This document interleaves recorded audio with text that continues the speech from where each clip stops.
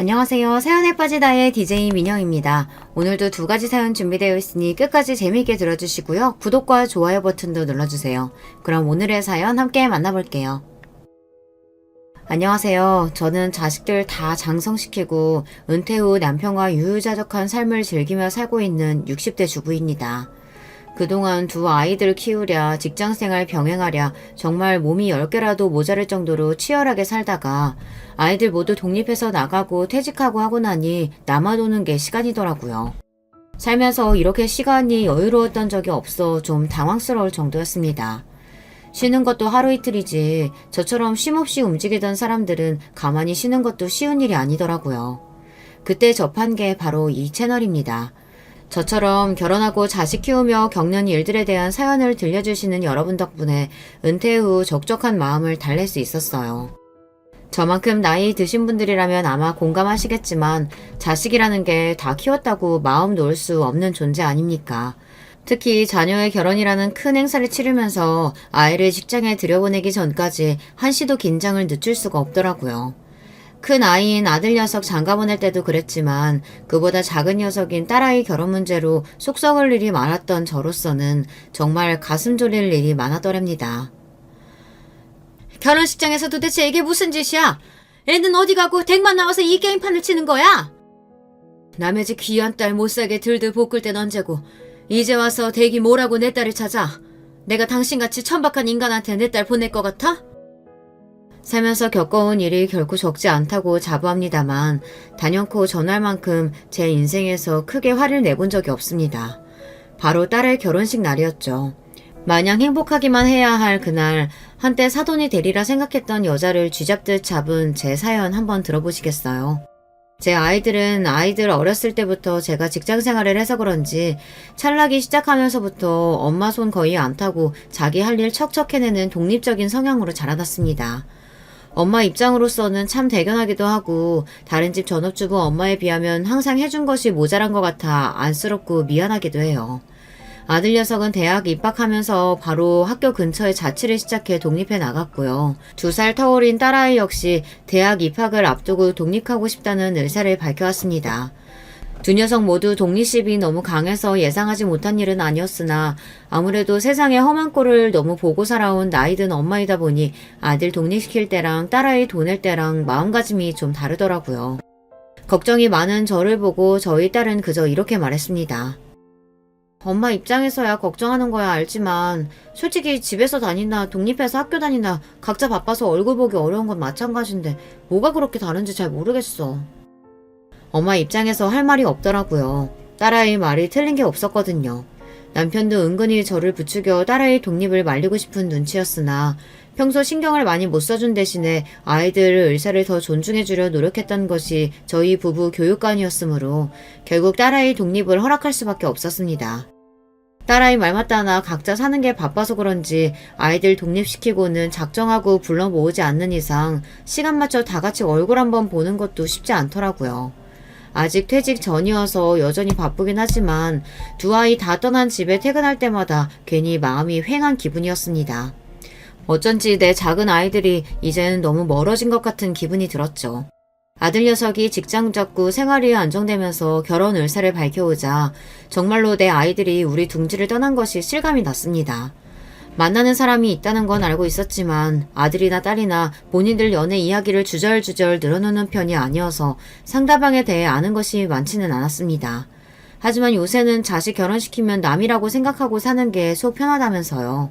괜히 가깝게 지내보겠다고 이것저것 간섭하다가는 며느리 사위 미움 사서 자식들까지 척지게 되는 경우가 다반사라고요. 저 역시 주워들은 건 있어서 아들 개혼 때 딸 같은 며느리니 하는 제 입장만 생각하는 소리 말고 쿨한 시어머니로 살자 다짐했죠. 그래서 딸아이가 결혼하겠다고 했을 때도 아들 때처럼 아이들을 위해 일정한 거리를 두자고 생각했어요. 처음 아들 결혼할 때 그런 다짐을 했을 때는 내심 섭섭한 마음이 없지 않았는데 막상 그렇게 살아보니 나쁘지 않았습니다. 최대한 담백한 고부 관계를 유지하려고 노력했더니 오히려 그게 며느리 경계심을 풀게 하는 데 도움이 되었던 모양인지 고맙게도 먼저 살갑게 다가와주는 며느리 덕에 결혼 전보다도 아들 얼굴을 더 자주 볼 수 있게 되었죠. 아무래도 딸은 더하겠죠. 요새 인식이 많이 바뀌었다지만 그래도 며느리와 사위 대하는 건 차이가 있을 수밖에 없으니까요. 평소 똑부러진 아이이니 맹탕인 놈을 데려올 거라고 생각하지 않았기에 딸아이 결혼 문제는 전적으로 딸과 예비 사위 의사를 따르리라 생각했습니다. 늘 자기 일을 알아서 척척 해왔던 딸에게도 결혼이란 쉽지 않은 문제인 모양이었어요. 좀처럼 먼저 도움을 요청하는 일이 없는 아이인데 결혼 준비하면서 저한테 먼저 이것저것 물어오는 일이 많더라고요. 딸아이는 바쁜 엄마 귀찮은 일 늘리는 것 같다며 미안했지만 정작 저는 신이 났습니다. 손갈 일이 적었던 아이한테 비로소 엄마로서 도움이 되는 것 같아 기뻤죠. 그런 저를 보고 딸아이도 생각이 많아진 것 같았습니다. 내 딴에는 엄마 늘 바쁘시니까 내가 다 알아서 하는 게 엄마 돕는 건 줄 알았는데 지금 와서 생각해보면 내가 엄마한테 너무 무심했다 싶어.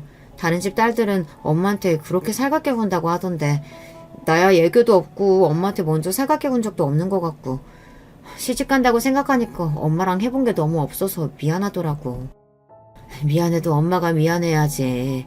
엄마가 바쁘다는 핑계로 민영이한테 신경을 너무 못 써줘서 엄마가 항상 미안해. 그러니까 엄마 귀찮게 군다고 생각하지 말고 필요한 거 있으면 엄마한테 다 해달라고 해. 우리 딸은 충분히 그럴 자격이 있어. 멋쩍게 웃는 딸아이를 보며 그동안 의도치 않게 딸과 서먹했던 감정이 사르르 풀리는 듯 했습니다. 결혼을 앞두고 딸도 얼마나 생각이 많았겠어요.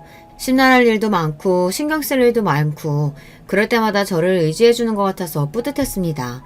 양가 상견례를 통해 딸아이 시부모님이 되실 분들을 처음 만나는 날은 저도 답지 않게 긴장이 많이 되더라고요. 이미 아들을 결혼시킨 바 있지만 제가 시부모가 되는 입장이랑 딸아이 시부모가 될 분들을 만나는 입장은 다르더라고요. 이러니 저러니 해도 아직까지는 처가보다는 시댁 입김이 센 편이잖아요. 우리 딸 한 번 더 예쁘게 봐주십사 하는 마음에 예비 사돈에게 잘 보이고 싶은 마음도 더 컸고요. 아이 시아버지가 되실 분은 성격이 점잖으신 것 같았습니다. 저희 말에 호의적으로 호응하긴 했지만 원래 말수 자체가 많은 분은 아니신 것 같았어요. 말수가 많은 쪽은 아이 시어머니 될 분이셨죠. 우리 형우는 외동이라 이번 결혼이 저희 집은 처음이자 마지막 결혼식이 되겠죠. 그러다 보니 제가 자식 결혼에 대해서 이것저것 기대치가 많은 편이에요. 이왕이면 남 부끄럽지 않게 결혼식 치려서 잘 보내고 싶기도 하고요. 그 마음이야 이해합니다만 그래도 상견례에서 시어머니 될 사람이 결혼에 대한 기대치가 많다고 대놓고 말하는 건 상대 부모 입장에선 참 부담스러운 일입니다. 뭘 어떻게 기대한다는 건진 모르겠으나 저희 쪽에 어지간히 요구하는 바가 많겠다 싶어 심장이 덜컥 내려앉는 기분이더라고요. 아이를 먼저 들여보내고 남편과 돌아오는 차 안에서 불길한 마음이 가시질 않았습니다. 상견례 내내 조잘조잘 떠드는 예비 안사돈 때문에 정신이 하나도 없었어요. 덕분에 처음 뵙는 사돈 내외라고 어색할 겨를은 없었습니다만 아무래도 딸 시집 보낼 때 가장 신경 쓰이는 자리가 시어머니 자리이다 보니 여러 가지 생각이 안 들 수가 없었습니다. 잠깐 본 것만으로 평가하는 게 경솔할 수는 있으나 상견례 자리에서까지 나서는 걸 좋아하던 예비 안사돈을 보니 그 기세에 저희 딸이 눌리지는 않을까 걱정도 됐고요. 한마디로 예비 안사돈의 첫인상은 어떤 모임에서든 자기가 가장 주목받는 사람이 되어야 하는 사람처럼 보였습니다. 그날의 주인공인 딸과 예비 사이에 대한 말보다 처음 보던 예비 안사돈의 신변잡기에 대해 귀가 따갑도록 듣고 나오다 보니 자연스레 그런 생각이 들더라고요. 여보, 안사돈 되실 분 말이야. 하나뿐인 아들 개운이라고 어지간히 기대하시는 게 많은 것 같던데 괜찮을까? 우리 다 아들 장가 보내봤지만 보통 신랑 쪽에서 결혼식 가지고 그런 경우는 드물잖아. 시어머니 자리는 되도록 무난한 사람이 좋은데 너무 별난 거 아닌가 싶기도 하고. 사람 한 번 보고 알 수가 있나. 차차 두고 보면 알게 되겠지. 평소 언사에 신중한 남편 입에서 저 정도 발언이면 남편 역시 저와 생각이 크게 다르지 않다는 거였습니다. 어찌되었든 첫인상이 그리 좋지 않다는 건 인정한 거나 다름없으니까요. 부디 짤자식 시집 보내는 부모의 괜한 기우이길 바랬죠. 상견례 치르고 얼마 지나지 않은 주말 오랜만에 딸아이가 본가에 들렸습니다. 결혼 준비하느라 생각할 것들이 많아 그런지 며칠 새 수척해진 모습에 마음이 안 좋았어요. 이것저것 음식을 앞에 밀어줘도 좀처럼 잘 먹지 못하던 딸이 입을 열었습니다. 엄마, 오빠 결혼할 때 새언니가 예단을 해왔었나? 예단이라고까지 하기는 좀 과하고 그래도 엄마 아빠랑 너 결혼식에 참석할 때 옷에 입으라고 봉투는 보냈지. 너희 오빠 결혼할 때 엄마 아빠한테 거의 손 안 벌리고 둘이서 신혼집이면 혼수면 한다고 하길래 우리도 우리한테 따로 돈 쓸 거 없다고 얘기했는데 그래도 그냥 넘어가긴 그랬는지 네 새언니가 준비를 했더라고. 그럼 통상적으로 얼마나 준비하는 게 맞아? 왜 안 사돈이 예단 해오라고 하시던? 솔직히 제 입장에선 저쪽 집안에서 예단을 요구할 거라고 생각을 못했습니다. 예비 사위와 딸이 신혼집을 거의 반반 부담하기로 했거든요. 안에 들어갈 가전도 나눠서 부담하기로 한 걸로 알고 있고요. 보통 예단 요구하는 건 신랑 측에서 신혼집을 해오거나 하다못해 전세금이라도 책임지는 경우에 하지 않나요? 사실상 딸아이의 결혼은 반반 결혼이라고 해도 과언이 아니었습니다. 예비 사이가 자기 본가에서 금전적 도움을 받기로 했는지까지는 아직 들은 바 없었으나 딸아이는 결혼하겠다는 의사를 밝힐 때부터 자기가 차곡차곡 저축한 돈으로 작게나마 본인들 힘으로 시작하고 싶다고 이미 못을 박았습니다. 그런 경우에는 보통 양가 집안 모두 그 이상의 부담을 주지 않으려고 예단을 비롯한 다른 것들은 생략하는 경우가 많죠. 저 또한 당연히 그렇게 생각하고 있었고요. 그건 딸아이도 역시 마찬가지였는지 제 예비 시모의 요구에 혼란스러운 기색이 역력했습니다.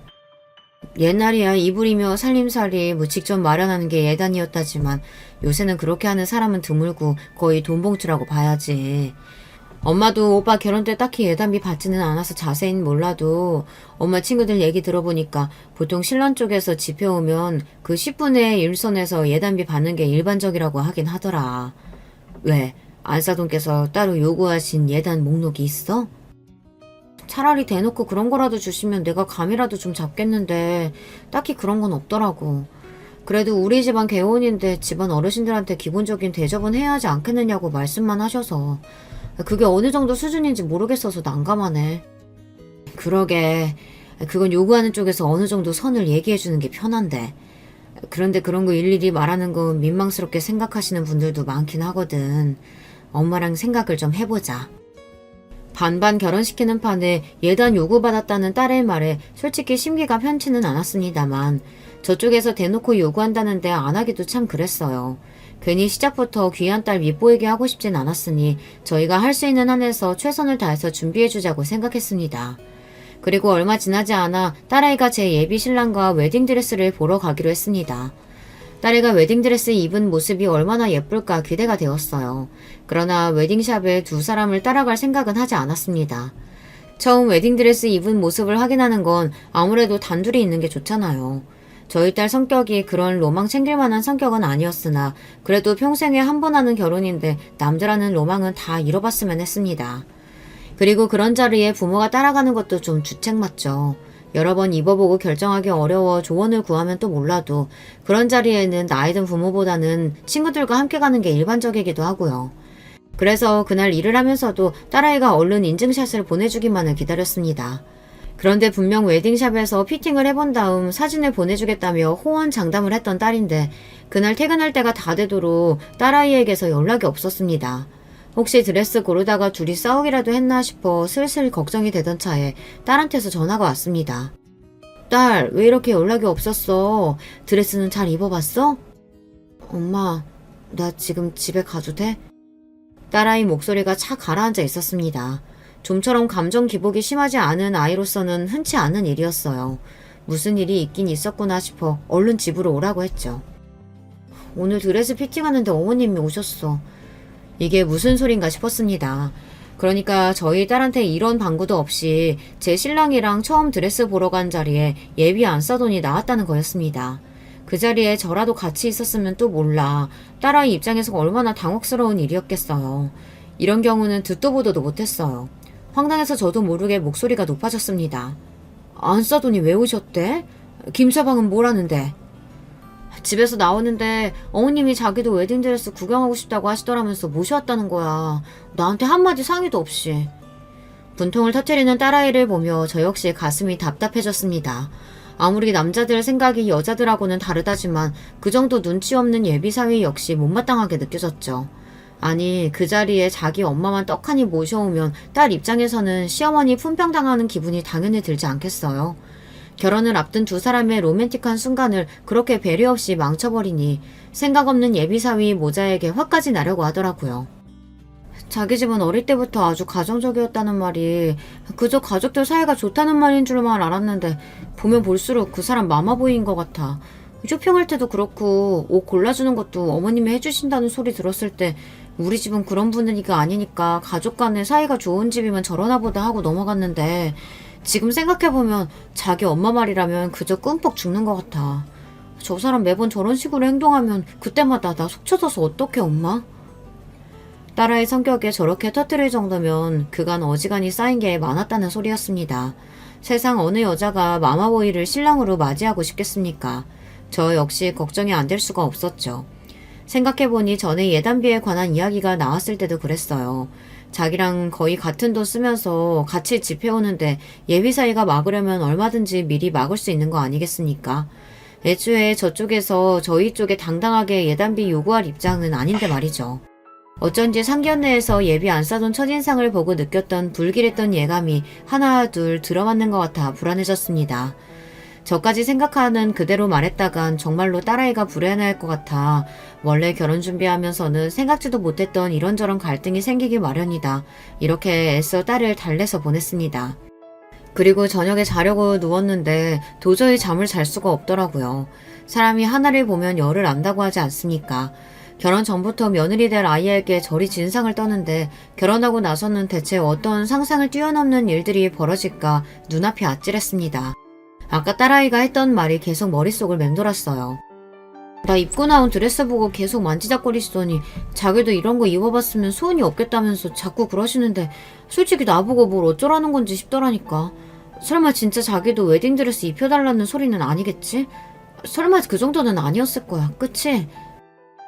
도대체 철삭서니가 없어도 얼마나 없으면 예비 며느리 앞에서 그런 주책을 다 떤답니까?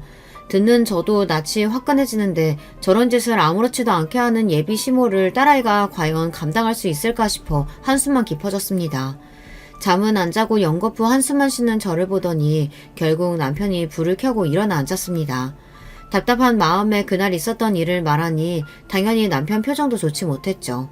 사실 예비 안사동 같은 성격이 제 남편이 딱 질색하는 성격이거든요.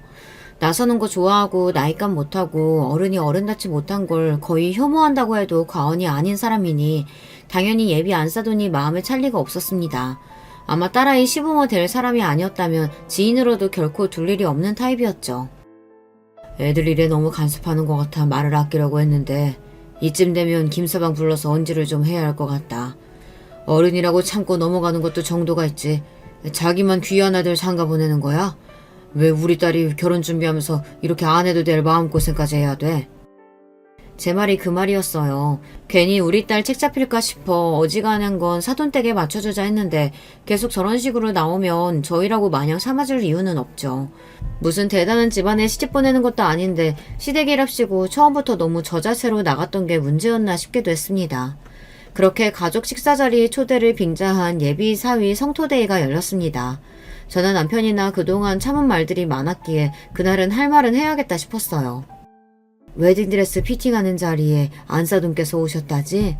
사실 그게 흔한 일은 아니라 우리 민영이도 참 놀랐을 거야. 그래도 그날 저희 엄마가 민영이 너무 예쁘다고 칭찬도 많이 해주셨어요. 그치 민영아? 제 딴에는 그래도 대놓고 말하기 좀 그래서 돌려서 말한 거였는데 눈치가 없는 건지 눈치 볼 생각이 없는 건지 엉뚱한 소리를 하는 예비사위를 보니 가슴이 답답했습니다. 정작 예비사위는 해맑게 웃고 있는데 그걸 보는 딸아이만 민망한지 얼굴이 빨개졌어요.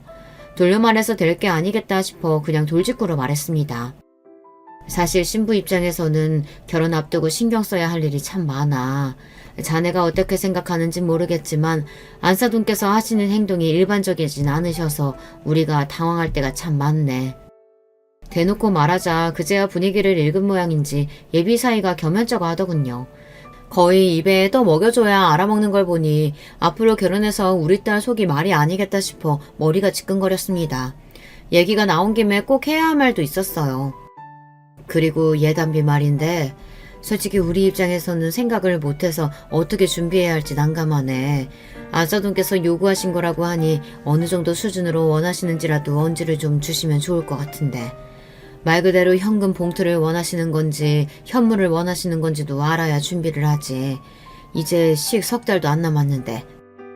제 말에 딸아이의 표정이 급격히 어두워졌습니다. 이젠 또 무슨 일인지 겁이 나서 물을 엄두도 나질 않았어요.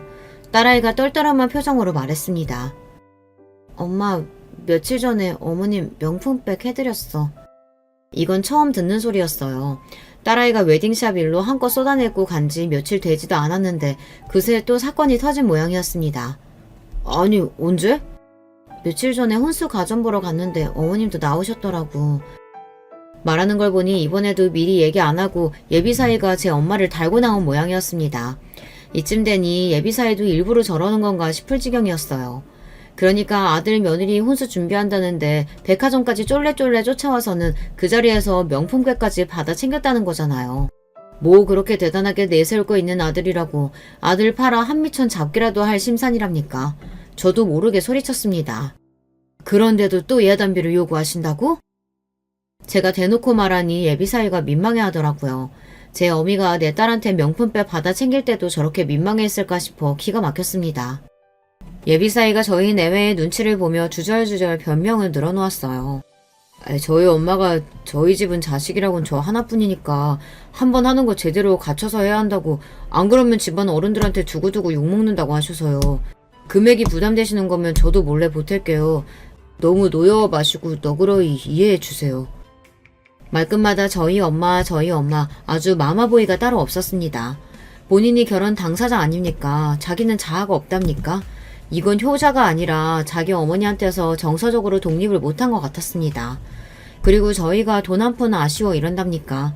애초에 서로 꿀릴 것 없이 동등한 입장에서 비슷한 금액 부담하며 하는 결혼에 요구하는 게 과하다는 게 문제인 거 아니에요. 제 어머니 잘못이 뭔지조차 제대로 이해하지 못하면서 저희 부부 자존심까지 긁는 발언을 했다는 건 생각하지도 못하는 것 같았습니다. 저 못 믿어온 인사에게 정말 저희 딸을 보내도 되는 건지 심히 걱정이 되었습니다. 연애할 때는 저 정도는 아니었는데 결혼 준비하니까 사사건건 자기 엄마가 어쨌다 저쨌다. 나도 당황했어. 예비사이를 먼저 보내고 급격히 어두워진 저희 부부 낯빛을 보고 딸아이가 눈치를 보며 기어들어가는 목소리로 말했습니다. 자기도 민망했겠죠. 저희 보기도 창피했을 거고요. 하고 싶은 말이야 굽이굽이 펼치면 해남 땅끝마을까지도 가겠으나 가장 속상할 게 딸아이였으니 쉽게 입을 떼기도 어렵더군요. 부디 자기 어머니 말 듣는 만큼 결혼해서 자기 아내 말도 잘 듣기를 바랬죠. 그러는 와중에 시간은 속절없이 흘러갔습니다. 벌써 결혼식이 한 달 앞으로 성큼 다가왔습니다. 그런데 이상한 점이 있었어요. 너희 시어머니 아직도 예단비 받는 날 미루시겠다니? 좀 천천히 하시자 하네. 아니 이제 결혼도 한 달도 안 남았는데 왜? 애초에 예단비 요구는 그쪽이 먼저 해놓고서는. 예비 안 사돈이 예단비 받는 날을 차일피일 미루고 있었습니다. 보통 예단비 보내는 기간은 통상적으로 2달에서 늦어도 한 달 전까지는 보낸다고 들었거든요. 예단비라는 게 시댁 어른들 결혼식 때 입을 옷이며 한복 같은 걸 준비해야 하니 통상적으로 그 정도 시간 여유는 두는 게 맞다고 알고 있어요. 그런데도 예비 안 사돈 쪽에서 날짜 조정을 좀 하자며 예단비 드리는 날을 미루고 있다는 거예요. 애초에 예단비 준비하는 일로도 속 썩이더니 이제 그거 전달하는 일까지도 속을 썩이나 싶어 가뜩이나 마음이 차지 않았던 예비 안 사돈이 더욱 못마땅하게 느껴졌습니다. 혹시 그동안 따로 언질하신 건 없으셨어? 아무 이유 없이 저러는 건 아닐 거 아냐. 뭐 그 속을 내가 어찌 알겠어. 거의 돛 닦는 보살처럼 말하는 딸아이였습니다.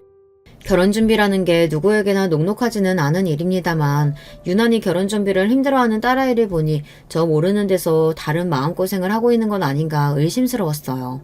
예비사위나 예비 안 사돈 하는 꼴을 보면 충분히 가능성 있는 이야기였습니다. 하지만 한두 번도 아니고 저희 앞에서 면이 서지 않을 만한 일을 몇 번 겪다 보니 그나마 열렸던 딸아이 마음도 많이 다친 것 같았습니다. 민영아, 무슨 일 있으면 다른 생각할 거 없이 그냥 엄마한테 말하면 돼. 엄마한테 못할 말이 어딨어. 무슨 말을 해도 괜찮으니까 혼자 끙끙 앓지 말고 꼭 엄마한테 말해. 알았지? 대답은 않고 고개만 주걱거리는 딸아이를 보는 저 역시 근심이 가득했으나 그럼에도 결혼을 강행하는 딸아이를 믿어주는 것 외에 별다르게 할 수 있는 일이 없었습니다. 그렇게 결혼식을 겨우 보름 남겨두고서야 예비 사돈댁에 예단비를 보냈습니다. 기성복이면 모를까 하는 얘기를 들어보니 맞춤옷을 주문할 모양이던데 시간이 빠듯했습니다. 아무리 예단비 보내는 게 양가 협의어야 하는 일이라 시댁에서 원하는 예단 받는 시기를 맞춰준다곤 하지만 별의별 걸로 다 줄다리기를 한다 싶어 피곤했어요. 뭐 그 속내를 아주 모를 것 같진 않았습니다. 기한 최대한 줄 테니 그동안 싹싹 긁어 모아서 예단비 최대한 많이 해와라. 뭐 그런 거 아니겠습니까? 하지만 오는 게 있어야 가는 것도 있는 거 아니겠어요? 저희 딸도 신혼집에 보태느라 여유 자금이 거의 남아있지 않았기 때문에 예단비는 우리가 준비해주마 했습니다. 정작 저희가 사돈 쪽에서 따로 받은 건 없었지만요. 저희가 준비한 예단비는 1,000만 원이었습니다. 그 정도면 사위 내외 결혼식 양복과 한복 새로 맞추고도 가까운 친척들 옷 한 벌씩 해드리는데 부족하지 않으리라 생각했어요. 그런데 예단비를 보내놓고도 잘 받았던 안부 인사 전화 한 통이 안 오더라고요. 속으로 괘씸했지만 이제 정말 결혼식이 며칠 남지 않았기에 긁어부스럼 만들지 않으려고 성질을 누르고 또 눌렀습니다. 그렇게 드디어 결혼식이 바로 하루 전으로 다가왔어요. 우리 딸이 내일이면 정말로 결혼을 하는구나 하는 생각에 종일 마음이 싱숭생숭하더라고요. 딸아이와 함께 마지막으로 같이 피부관리와 마사지를 받기로 약속이 되어 기다리고 있는데 아이가 좀 늦더라고요. 어디까지 왔나 전화를 걸었더니 받지 않길래 운전 중이가 있습니다.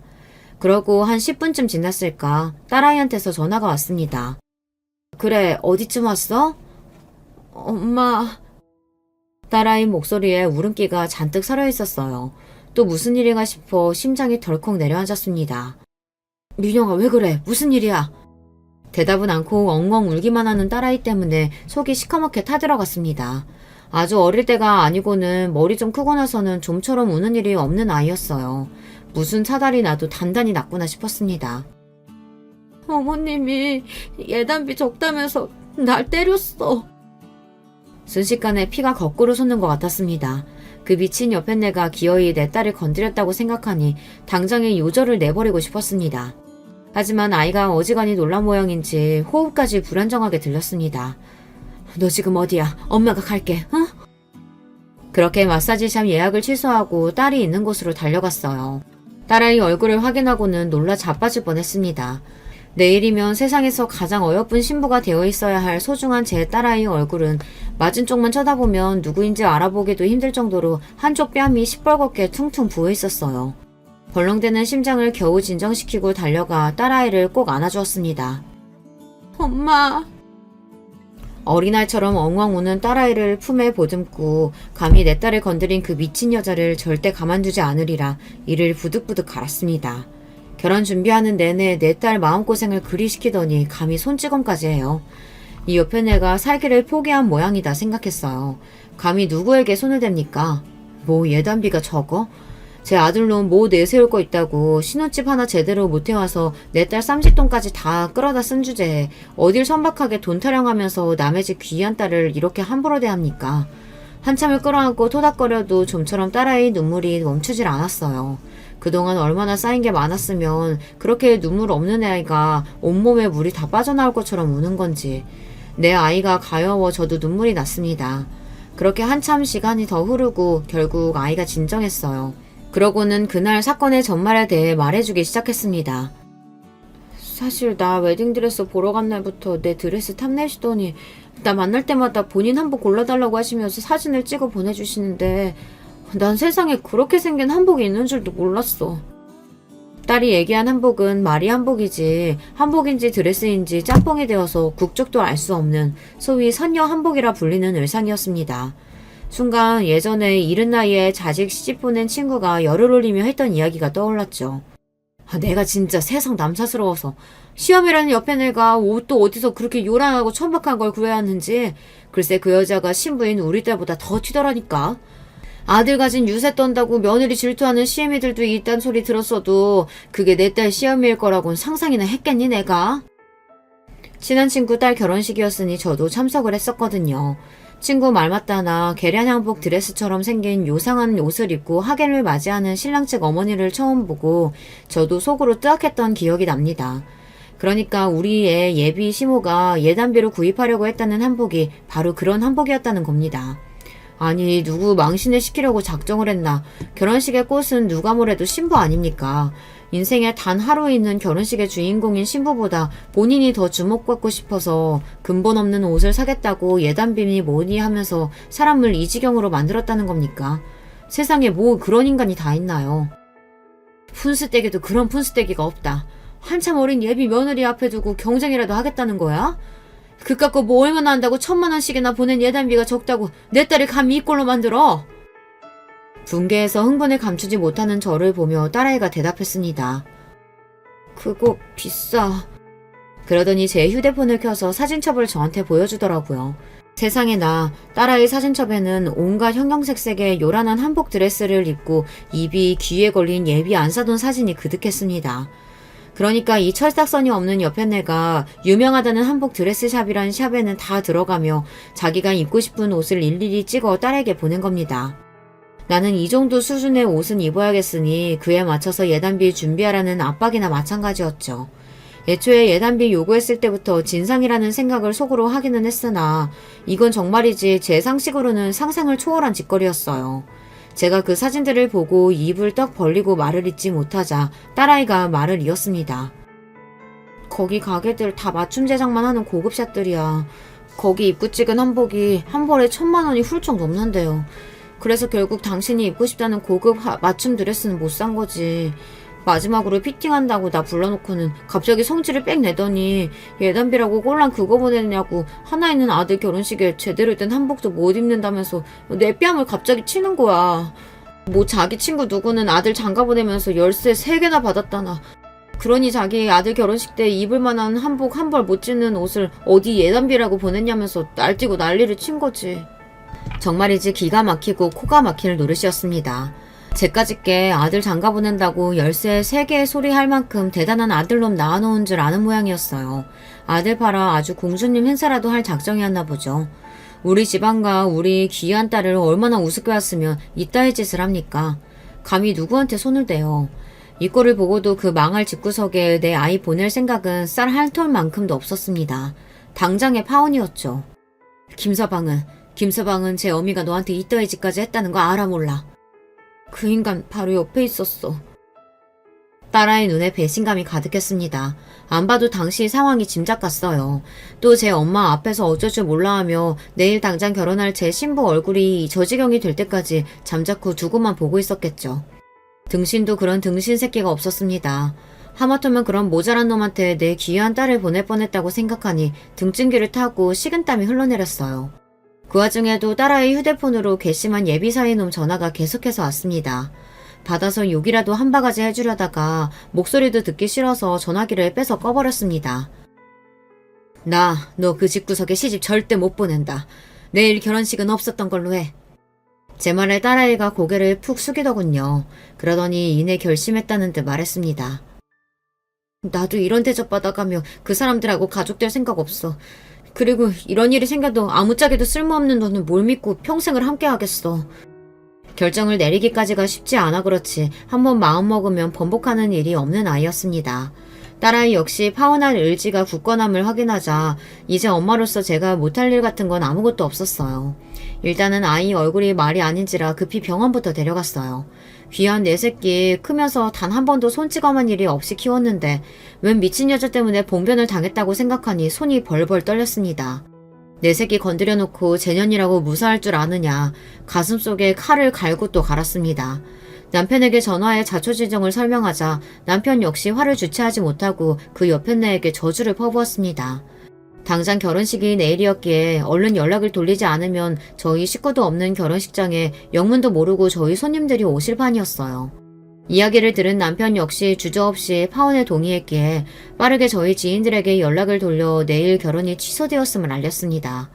물론 모든 일은 그 망할 집구석과는 단 한마디의 상의도 없이 이루어졌죠. 그렇게 대망의 그날이 다가왔습니다. 딸아이는 아직 절대 안정이 필요했기에 저와 남편만 마치 전쟁터로 향하는 군인이라도 된 듯 비장한 걸음을 떼었습니다. 원래라면 제 딸이 입장했어야 할 결혼식장으로 들어섰어요. 어제 그 일 이후로 저희 가족 중 누구도 그 집 식구들 연락을 받지 않았기에 제 신부에게 연락도 닿지 않았으면서 턱시도에 메이크업까지 반질반질하게 꾸민 예비사위 놈이 헐레벌떡 저희 부부 앞으로 뛰어왔어요. 장모님, 장인어른, 왜 이렇게 연락이 안 되세요? 민영이는 바로 따라오나요? 왜 얼굴이 다 터졌는데 아직도 저희 딸이 여기 나타날 거라고 믿고 있는 그 멍청한 놈을 쏘아보았습니다. 왜? 네 어미한테 쥐어 터진 꼴 자랑이라도 하려고? 전혀 없이 차가운 제 말투에 놈이 흠칫했습니다. 감히 내 딸을 그 꼴 당하게 둔 원흉을 당장 머리채라도 잡고 싶었으나 아직 할 일이 남아있었어요. 놈을 무시하고 쌩하니 지나쳐 문제의 그 옆에 내를 찾아갔습니다. 딸아이에게 사진으로 보낸 것만큼은 아니었으나 역시 요란하기 짝이 없는 차림새를 한 여자를 쉽게 찾을 수 있었어요. 꼴이 아주 공작새 저리 가라였죠. 남의 딸 얼굴을 뭉개놓고 제 지인들이랑 낄낄 쳐웃고 있는 꼴을 보자니 구역질이 올라올 지경이었습니다. 아직도 예단비 문제로 앙금이 남았는지 결혼식 당일 사돈을 보고도 새침하게 고개를 돌리는 꼬라지를 보자 저건 인간이 아니다 싶었습니다.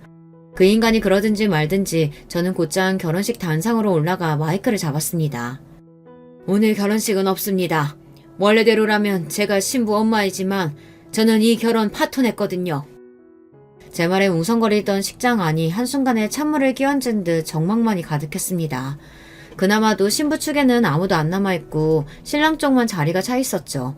당연한 일입니다. 저희 지인들에게는 이미 연락을 마쳤으니까요. 멀리서 얼굴이 사색이 돼 이쪽으로 쫓아오는 예비사위 놈과 그 옆에 내가 보였어요. 뛸 때마다 산티나는 옷감이 나풀대는 게 아주 볼만하더군요. 저는 지체하지 않고 미리 식장 측에 건넨 영상을 빔 프로젝터로 대문만하게 틀었습니다. 영상이 나오자 개미새끼 한 마리 없는 것처럼 침묵에 잠겼던 식장 안이 다시금 웅성대는 소리로 시끄러워지기 시작했어요. 그건 그 옆에 내가 제 딸에게 집요하게 보냈던 한복 드레스 착용 인증샷들을 엮어 만든 거였어요. 이건 얼마고 이건 얼마네 해가며 예단비를 요구하는 문자 메시지 캡처보는 덤이었죠. 순식간에 하객들 시선이 그 여자한테 꽂혔습니다. 수치심에 그 여자 얼굴이 시뻘겋게 달아오른 게 단상 앞에서도 보일 정도였어요.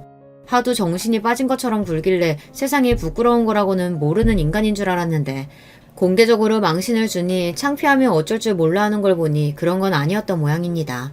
영상 재생이 끝나자 마이크를 들고 제가 다시 말을 이었습니다.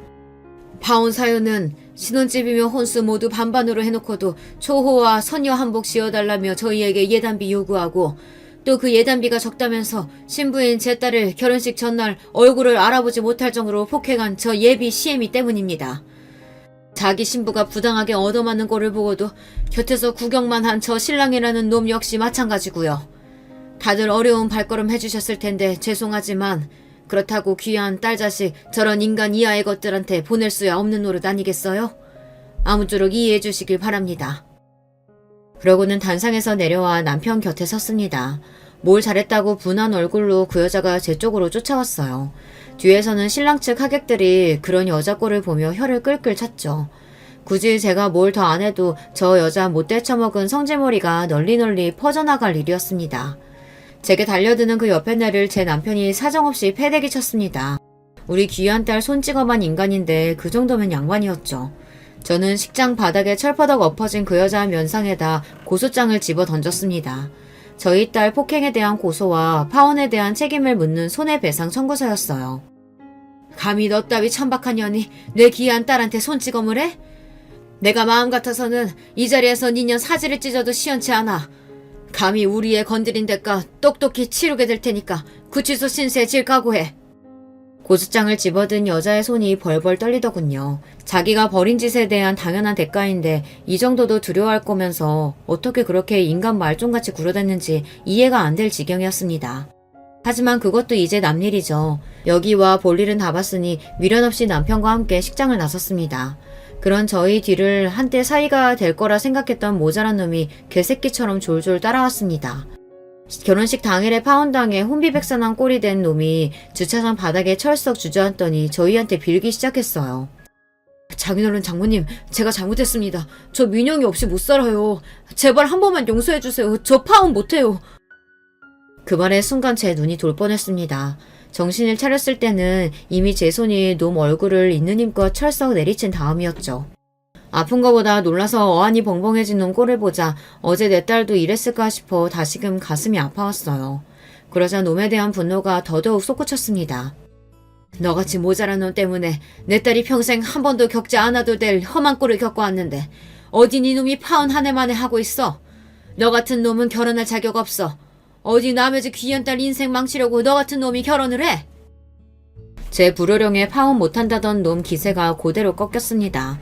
참 저렇게 패기라고는 없는 놈을 내 딸 곁에 세울 생각을 하다니 섬뜩할 지경이었어요. 남편 역시 놈에 대한 분노를 숨기지 않았습니다. 너 내 딸 앞에 두 번 다시 나타날 생각 마라. 감히 내 딸 주변에 맴돌았다가는 그때야말로 내가 네 놈 죽여버리고 말 테니까. 정말로 놈을 찢어 죽이고도 남을 정도의 형형한 눈빛이었습니다. 자식 인생 구제하는데 부모가 돼서 못할 일이 뭐가 있겠습니까? 저도 남편도 거짓 한 톨 없이 진실만을 말하고 있었습니다. 억울하면 네 놈도 어디 한번 고소해보렴. 네 놈 깽값 정도야 우리 딸 인생 구제했다 치고 적선해줄 의향이 있으니까. 엄한 여자들 인생 망칠 생각 말고 너는 네 정신 나간 어미하고나 살아. 그렇게 놈을 한껏 비웃어주고는 결혼식장을 빠져나갔습니다. 이걸로 그 망할 집구석과는 영원히 안녕이었어요.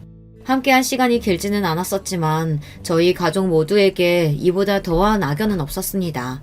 여전히 분한 마음이 아주 가시지는 않았습니다만 그래도 저런 것들과 결혼으로 엮이기 전에 벗어날 수 있었다는 것을 천운으로 여기자며 서로의 다친 마음을 다독여 주었습니다.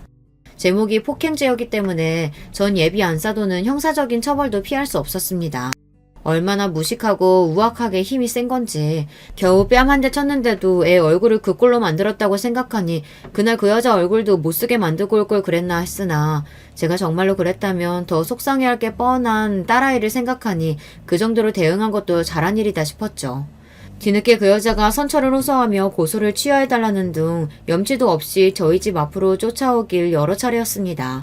그럴 때마다 사람을 써서 길바닥에 패대기쳐 쫓아내며 줄 수 있는 망신이란 망신은 다 주었죠. 그것도 몇 번 하고 나니 별 재미는 없더라고요. 자기가 지은 죄가 있는데 고소 취하라니 어림도 없는 소리였죠. 그래도 초범이라고 처벌이 징역까지 가지는 않았으나 집행유예로 호적에 빨간 줄은 남겼습니다.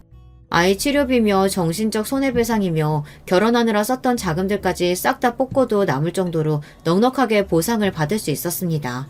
물론 문제의 예단비도 전액 돌려받았죠. 우리 딸 속을 그렇게 썩게 만든 돈이니 모조리 우리 딸 새 출발을 위한 자금으로 쏟아부을 예정입니다. 결과적으로 저한테 뺨 맞았다고 전 예비 사위놈이 저를 고소하는 일은 없었습니다. 자기의 의사와 상관없는 일방적인 파혼에 제 어미가 적지 않게 고생을 한 탓에 그 밴댕이 소갈딱지 같은 심보에 보복성이라도 고소를 하지 않을까 싶었거든요. 그래도 마지막 남은 일말의 양심은 있었던 모양인지 끝까지 고소는 안 하더라고요. 제 어미 송사가 마무리된 후 제 쪽으로 그간의 일에 대해 사과의 뜻을 전해오긴 했으나 굳이 답하지는 않았습니다. 딸아이는 진작 번호도 바꾸고 놈 번호를 차단했기 때문에 저에게 연락이 온 게 아닌가 싶어요. 저희 부부가 딸아이 앞에 나타나면 죽여버리겠다고 협박했던 게 먹힌 모양인지 놈이 딸아이 근처에 접근하는 일은 없었습니다. 제게 문자 메시지로 마지막으로 사과라도 할 수 있게 딱 한 번만 만나게 해주시면 안 되겠냐 물어왔으나 턱도 없는 소리였습니다. 그렇게 놈의 존재도 서서히 저희 식구들에게서 잊혀갔죠. 사안이 가벼운 사안이 아니다 보니 딸아이 마음을 추스르는 게 쉽지는 않았습니다. 하지만 전에 없이 딸과의 사이가 가까워져 있었어요. 저희 부부가 본가에 딸아이를 데려와 지극정성으로 먹이고 마음을 쓴 효과가 있었던지 다시 당장 원래의 우리 딸아이 모습으로 돌아왔습니다. 뭐 하나 좋은 기억 남기지 않았던 그 집구석 때문에 딱 하나 좋은 일이 생겼다면 딸아이와의 사이가 돈독해졌다는 거예요. 험한 일 함께 겪으며 서로 속마음을 터놓게 되니 마음의 거리도 좁혀진 셈이죠. 그렇게 요즘에는 딸아이와 함께 주말 데이트도 하고 집에서 딸아이 좋아하는 맛있는 음식도 함께 해먹으며 즐겁게 지내고 있어요. 지금만 같으면 굳이 시집 보낼 거 없이 평생 옆에 끼고 살기만 해도 행복할 것 같아요. 괘씸한 예비 시댁 때문에 딸아이 파혼시킨 제 사연은 이쯤에서 마무리할까 합니다. 비록 아예 겪지 않았으면 좋았을 일이지만 그 일로 인해 저도 저희 딸아이도 가족 간의 소중함을 다시금 깨닫게 되었으니 얻은 것이 아예 없다고만은 생각하지 않으려고 해요. 나머지 문제들은 시간이 해결해 주겠죠. 부디 여러분들은 이런 험한 일을 겪을 일 없이 순탄하게 자녀 결혼시키길 빌겠습니다. 긴 이야기 끝까지 함께 해주셔서 정말로 감사드립니다. 이렇게 만나 뵙게 되어 반갑습니다. 전 서울에 사는 30대 기혼 여성입니다. 요즘은 뭘 해도 재미없는 때인 건지 예능이나 드라마도 딱히 흥미없고 다른 취미생활 하는 것도 심드렁한데 유독 유튜브 보는 건 재미있더라고요. 컨텐츠도 정말 다양하고 접근성이 좋아 쉽게 찾아볼 수 있어서 이것저것 보다 보면 어느새 하루가 다 갈 정도더라고요. 그중 가장 좋아하는 게 바로 이 사연 채널이에요. 사람 사는 게 다 똑같다 하지만 사실 어떻게 그럴 수 있나요? 100명이면 100가지 이야기가 있듯이 저마다 사는 방식도 모양도 다 다른 법이죠. 나와는 마치 다른 세계에 있는 듯한 사람들의 이야기를 들으면서 세상엔 참 다양한 삶과 다양한 인간이 있다는 걸 오늘도 깨닫습니다. 그렇게 점점 세상을 받아들이는 마음의 여유와 포용력 또한 넓어지고 있으니 이 또한 사연 채널의 순기능이라고도 할 수 있겠죠. 저도 다른 사람들의 이야기를 들으며 많이 놀라고 슬프고 즐거워할 때가 많았는데요. 오늘은 가만히 듣는 것 대신 특별히 제 이야기를 해보려고 합니다. 아마 이 이야기를 듣는 여러분도 많이 놀라거나 웃으실 수도 있을 거예요. 저는 평범한 가정의 셋째 딸로 태어났습니다. 위로 언니가 2명이나 있으니 세자매인 거죠. 어렸을 땐 언니들과 치고받고 정말 많이 싸웠는데 나이가 들어보니 가족만큼 애틋한 게 없더라고요. 이 세상에서 유일하게 절대적으로 내 편이 되어주는 건 가족뿐이라는 걸 깨달은 거죠. 그러다 보니 때마다 언니들과 함께 여행을 가고 한 집을 구해 같이 살거나 주에 3-4번은 꼭 만나서 안부를 공유하고 수다를 떨 만큼 가까운 사이가 되었어요. 언니가 2명이나 있다는 것, 그 둘이 나를 끔찍히 사랑해주고 위해준다는 건 저의 자랑이나 마찬가지였습니다. 부모님도 자매끼리 돈독하니 많이 좋아하셨죠. 왜 그런 말 있잖아요. 부모는 당신네가 곁에 있을 때보다 있지 않을 때 자식들이 행복한 걸 가장 바란다고. 우리 셋이 함께라면 부모님이 훗날 세상을 떠나도 서로 믿고 의지하며 살아갈 거란 확신이 생기셨던 것 같아요. 옛날 같으면 딸이 줄줄이 있는 집은 부정적인 의미로 보였을 텐데 지금은 자랑거리가 되었네요. 제가 20대 후반이 되었을 즈음 저는 오랜 준비 끝에 공기업 시험에 합격하여 바라던 직업을 갖게 되었습니다. 복리후생은 낮은 편이지만 정규직에 임금도 높고 근무 시간도 대체로 짧은 편이라 꼭 하고 싶었던 일이었거든요. 실제로 일을 할 때도 굉장히 만족스러웠고요. 제가 합격했다는 소식에 아마 가족들이 더 좋아했던 것 같네요. 시험 준비하면서 사실 스트레스가 크긴 했거든요. 집안에서 취업 관련해서 부담을 주지는 않았지만요. 그래도 언니들은 대학교 졸업하자마자 바로 취직한 편이었고 아빠가 퇴직하신 이후로는 하루라도 빨리 경제적 독립을 하는 게 목표였거든요. 그래서 시험 준비를 하는 내내 특히 불합격한 이후 다시 공부를 할 때 심적으로 부담이 너무나 컸고 그게 건강 악화로도 이어졌어요. 툭 하면 쓰러지고 토하고 여러모로 고생을 꽤 했었네요. 시험에 붙고 나니 거짓말처럼 나아졌지만요. 그렇게 저는 일을 시작하게 되었고 정신없이 초반이 지나가고 몇 년간 일하면서 일에 익숙해질 무렵 큰언니가 소개팅을 해주겠다고 하더라고요. 언니가 잘 아는 동생인데 사람 참 진국이고 괜찮대요. 늘 그분 만날 때마다 자기 여동생을 소개시켜주고 싶다고 매제 삼고 싶다고 노래를 불렀대요. 그런데 마침 그분이 오래 만나던 사람과 헤어졌고 저도 취직해서 여유가 생겼으니 소개팅으로 이어주고 싶다는 거였습니다. 저는 소개팅을 한 번도 해본 적이 없어서 그런 자리가 쑥스러우니 둘째 언니를 해주라고 했는데요. 둘째 언니는 비혼주의자이기도 하고 겉모습으로 볼 때 제가 더 잘 어울릴 것 같다고 하더라고요. 저는 잠시 고민했지만 결국 알겠다고 답했습니다. 그렇게 소개팅 날이 되고 그분과 저는 조용한 카페에서 둘이 만나게 되었어요. 언니 말이 정말 맞긴 했습니다. 겉보기에는 말끔히 잘생겼고 사람 자체도 진중하고 어른스러워 보였어요. 말도 나긋나긋하게 잘하고요. 그런데 중요한 건 제 스타일이 아니더라고요. 제가 뚜렷한 스타일을 원하는 건 아니지만 그래도 진지한 것보다는 유쾌한 게 좋았거든요. 그런데 워낙 차분하시다 보니 함께하는 시간이 지루하게만 느껴졌습니다. 빨리 이 자리가 끝나길 바라면서 적당히 호응해주고 있는데 갑자기 모르는 남자가 웃으며 다가오더라고요. 알고 보니 그분의 친한 친구였어요. 모르는 사람을 둘이나 앞에 둔 게 어색하고 민망스러워서 저는 고개 숙여 차만 마셨고요. 그렇게 소개팅이 끝나고 집으로 향했는데 큰언니가 다가와서는 진지하게 갑자기 오늘 무슨 일이 있었냐고 묻더라고요. 별일 없었다. 그런데 잘 맞지는 않을 것 같다고 말했는데 큰언니가 웃더라고요. 그러면서 하는 말이 그 동생으로부터 전화가 왔는데 저와의 인연을 정중히 거절했다고 하더군요. 그런데 웃긴 건 본인보다 더 잘 맞을 것 같은 사람이 있는데 그 사람을 소개시켜줘도 괜찮겠냐고 물었대요. 웃기지 않나요?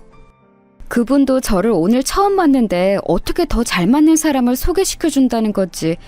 그런데 뒤이어 덧붙이는 말이 아까 중간에 그분에게 다가왔던 그 친구와 맺어주고 싶다 했다는 겁니다. 놀랍기도 했고 뭔가 찜찜하기도 하고 또 얼떨떨했어요. 뭐지? 왜 이렇게 되는 거지? 싶어서요. 평소에 저 같으면 됐다고 거절했을 텐데 그때는 이상하게 한번 만나보고 싶더라고요. 잠깐 스쳐가면서 본 사람이지만 왠지 밝고 쾌활한 사람 같았거든요. 제가 알겠다고 하자 큰언니도 놀랐지만 뭔가 다른 낌새가 있다는 걸 눈치채고는 좋아하더군요. 어쨌든 그 친구분과 저는 두 번째 소개팅을 하게 되었습니다. 그런데 그 자리에서 알게 된 건데 사실 그 친구분이 저를 처음 보고 무척 마음에 들어했던 거였어요.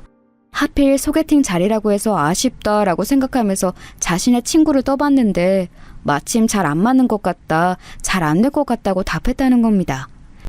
그 말에 희망이 생겨서 곧바로 그럼 자기가 만나봐도 괜찮겠냐고 물었대요.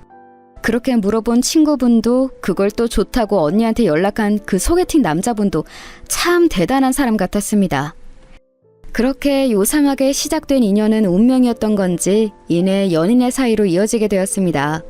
연애할 당시엔 별다른 문제가 없었어요. 4년 동안 봐왔던 남자친구는 처음 느꼈던 그대로 유쾌했고 쾌활했고 재밌는 사람이었거든요. 함께 있으면 즐겁고 시간 가는 줄 모르게 만드는 그런 사람이요. 그런데 딱 하나가 문제가 있다면 바로 가족관계였던 거죠. 남자친구에겐 위로 형이 2명 있었습니다. 왠지 신기하죠? 저희는 3자매인데 거기는 3형제더라고요. 저도 형제 중 막내, 남자친구도 막내고요. 남자친구도 저희 집처럼 꽤나 돈독한 사이 같았어요. 형들이 결혼한 이후부터는 잘 못 갔지만 때마다 형제끼리 여행을 갔었다고 하더라고요. 저희도 부모님 모시고 가거나 셋이 갈 때도 많았거든요. 마치 데칼코마니처럼 가정 환경이 비슷해서 신기하기도 하고 놀랐었죠. 그러던 어느 날 남자친구가 형네 부부와 함께 여행을 가자고 하더군요. 첫째 형과 둘째 형 모두 결혼하신 지 2년이 넘었어요. 장수 커플이라고 해도 저희만 결혼 안 한 사이니 어쩐지 좀 부담이 됐습니다. 그런데 남자친구는 형네 부부가 꼭 함께 하자고 했다며 형들은 자기보다 2-3살 정도밖에 차이 안 나서 세대도 비슷하니 별일 없을 거라고 합니다. 그러면서 형수들도 고지식하거나 싫은 소리 하는 사람들이 아니니 부담 갖지 말라고 하더군요. 그렇지만 전에 듣자 하니 남자친구는 형수들과 만난 게 몇 년 동안 2-3번밖에 없었다는데 말이에요. 뭘 믿고 그렇게 안심하라는 건지 모르겠더라고요. 결혼하기 전까진 절대 그 가족들을 만나면 안 된다고 언니들이 신신당부했거든요. 사람 일은 어떻게 될지 모르는 거고 괜히 확실치 않은 관계에서 아는 얼굴을 많이 만들어봤자 좋을 거 없다고요. 하지만 전 결국 남자친구의 꾀임에 넘어가게 됐습니다. 사실 남자친구와 결혼을 전제로 만나고 있기도 했고 그 집 식구들은 미리 만나보고 가족 분위기를 파악하는 것도 좋겠다 싶었어요. 그렇게 실제로 여행을 가서 만나게 된 남자친구의 가족들은 말로 딱 형용할 수 없지만 뭐라 해야 하나? 비범한 느낌이었습니다. 남자친구의 집안은 꽤나 잘 사는 편이란 걸 알고 있긴 했어요. 부모님도 형들도 전부 다 사업을 하고 있다고 했거든요. 다행히도 어려운 고비 없이 순탄하게 잘 해내고 있다고 했으니 그래도 사업적으로 성공을 한 상태겠죠. 그런데 유일하게 남자친구만 일반 회사원인 거죠. 그래서 알게 모르게 남자친구는 그 안에서 소외되는 분위기였고 남자친구도 그걸 알고 있다는 겁니다. 알지만 어쩔 수 없는 일이라 뭐라 할 수는 없다기에 그 말도 맞는 것 같아서 그냥 듣고만 있었죠. 그 이야기를 들으면서 좀 느껴지는 그런 기운이 있잖아요. 가족 내에서 남자친구의 위치가 낮은, 인정받지 못하는 것 같다는 생각이 들더라고요. 그렇게 쌓여간 추측을 눈앞에서 확인하게 된 게 바로 그 여행이었습니다. 처음 남자친구의 형들과 형수들을 만났을 때 느낀 첫인상은 심상치 않다는 거였습니다. 가만히 서서 그저 악수를 하는데도 알 수 없는 포스가 느껴지더라고요. 호락호락하지 않겠다는 느낌? 그런 거 있죠. 아무리 처음 본 사람들이라고 하지만 그래도 놀러간 자리니까 어려울 거 없다고 생각했거든요. 그런데 제가 생각한 그런 분위기가 아니더라고요. 마치 청문회 같기도 하고 회사에서 온 나들이 같기도 하고 첫째 형으로부터 둘째 형, 남자친구로 이어지는 조그마한 계급 사회를 보는 것 같았습니다. 그도 그럴 게 형들이 엄청 고지식하고 강압적인 겁니다. 남자친구가 막내라는 이유로 말만 하면 어린 네가 뭘 알아? 네가 잘 몰라서 그러는데 라는 말을 기본적으로 깔고 가더라고요. 고작 2~3살 차이 나는데 말이에요. 그 모습을 보며 아, 이래서 날 데리고 오라는 형들이 하는 말을 거절하진 못했던 거구나 싶었습니다. 자매만 있는 것과는 분위기가 완전 딴판이더라고요. 게다가 다들 사업하는 분이어서 그런 건지 그냥 성향 자체가 그런 건지 좀 사장님 마인드가 강하기도 했어요. 정말 손 하나 까딱 안 하면서 이거 해라 저거 해라 자꾸 시키는 겁니다. 펜션 잡고 야외 테이블에서 고기를 구워 먹는 거였는데 정말 저랑 남자친구가 장 보는 것부터 시작해서 상 차리고 고기 굽는 것까지 다 했습니다. 저는 오늘 처음 만나는 사람이었는데도 말이죠. 형수들은 둘이 딱 붙어 앉아서 야외에서 고기 굽는 건 잘 안 해봐서 모르겠다. 일하는 사람이 보통 해주는데 이런 데는 그런 거 없냐 같은 소리나 하고 있더라고요. 나중에 다 먹고 나서 치울 때도 다들 손 하나 깜짝 안 하고 앉아있기에 남자친구에게 눈치를 줬습니다. 끝까지 이럴 거냐고. 그제서야 남자친구도 덜은 안 되겠는지 머쓱하게 웃으면서 저희가 설거지 할 테니 다 같이 그릇만이라도 옮겨달라 부탁하더라고요. 아, 누가 보면 우리 집 집들이라도 하는 줄 알았겠네요. 그날 정말 많은 이야기를 했는데 기억나는 게 별로 없네요. 제가 새로운 사람이어서 그런 건지 식구가 될 사람이라고 생각해서 그런 건지 잘은 모르겠지만 정말 길고 구체적으로 본인들의 이야기를 많이 했거든요. 그러다 보니 알 거 모를 거 다 듣게 됐죠. 대충 기억나는 건 그런 거였습니다. 남자친구의 큰형은 한 지역 내에서 다수의 고객을 잡고 있는 정수기 관련 사업을 하고 계시다고 했어요. 고객 유치도 꽤 많이 했고 이제는 한 달 동안 며칠만 일해도 큰 고정 수입이 들어올 정도라 하더라고요. 첫째 형수는 갤러리를 운영하고 있다고 했고요. 둘째 형은 형수와 함께 다이어트 보조제 사업을 하고 있다고 했습니다. 처음 알았는데 둘째 형수가 인플루언서 같은 거라고 하더라고요. 그 있잖아요. 연예인이나 방송일을 하는 사람은 아닌데 SNS나 인터넷에서 사람들이 관심을 가지고 따르는 유명 인사 같은 거요. 사람들이 많이 보는 본인 SNS에서 보조제 같은 건 팔면 하루에 몇백만 원 버는 건 우습다는 겁니다. 인터넷으로나 봤던 사람들이 실제로 이렇게 가까이 있다니 왠지 신기하더라고요. 그런데 어떻게 또 첫째 형수, 둘째 형수 두 분의 분위기가 비슷한 것 같았습니다. 듣자 하니 첫째 형수는 전형적으로 잘 사는 집안의 가방끈이 긴 사람이었고 둘째 형수는 저보다 한 살 많았는데 익히 듣던 대치동 키즈였더라고요. 그거에 대한 자부심이 큰 편이었고요. 두 사람은 말수가 많지 않았지만 한마디를 할 때마다 우아함과 세련됨을 보여주려고 하는 것 같았습니다. 한마디로 좀 상대를 얕보면서 스스로 있어 보이는 느낌을 내려고 하는 것 같다 해야 할까요? 제가 일부러 부정적으로 말하려는 건 아니에요. 대화를 몇 마디만 해봐도 알 수 있는 사실이었거든요. 난 솔직히 갤러리 하면서 답답할 때가 많아. 요즘 화가들은 그림 같지도 않은 그림을 그리면서 어디서 못된 것만 주워듣고 오는 거 있지? 협상의 기술을 잘못 배운 건지 고개만 뻣뻣하게 쳐들고선 말이야. 그렇게 교양머리 없는 애들이랑은 상종을 하기 싫어. 어느 집안 앞에서 난척하는 건지 원. 형님, 그거 다 어디 지방 출신이거나 조그만 대학원 하나 나왔다고 유세 떠는 애들이에요.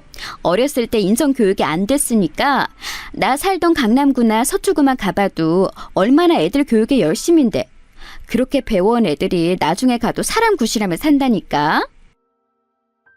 걸핏하면 출신, 강남구, 부자, 지위, 꾸밈 이야기와 그놈의 돈 하는 이야기들이 정말로 전부 다 그런 이야기밖에 없더라고요. 저는 그런 거에 관심 없기도 하고 잘 몰라서 그냥 네네만 하고 있었어요. 그러자 그 형수들이 아무 말 없는 저를 유심히 지켜보더니 저에게 한 가지 묻더군요. 유미 씨, 우리 집에 제사 있는 거 알죠?